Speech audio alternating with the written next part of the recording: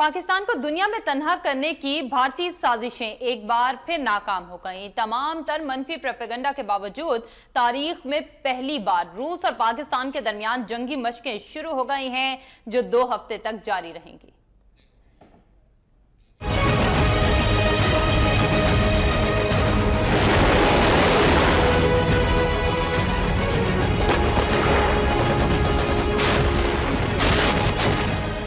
भारत की तमाम सरतोड़ कोशिशों के बावजूद रूस का फौजी दस्ता जंगी मशकों के लिए पाकिस्तान पहुंचा तो पाकिस्तान को सिफारती सतह पर तनहा करने के दावे करने वाले भारतीय मीडिया को सांप सूंघ गया। उड़ी हमले के बाद भारतीय मीडिया ने बड़ा वावेला मचाया कि भारत के दबाव पर रूस ने पाकिस्तान के साथ होने वाली मुश्तरका जंगी मशकें मनसूख कर दी हैं। लेकिन रूसी फौजी दस्ते ने जंगी मशकों के लिए पाकिस्तान आकर भारत का झूठ उसी के मुंह पर दे मारा, जिसके बाद दोनों ममालिक के दरमियान तारीखी जंगी मशकें शुरू हो चुकी हैं।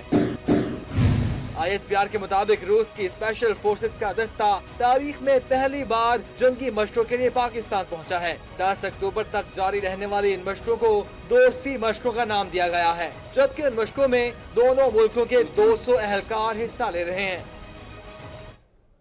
पाक फजा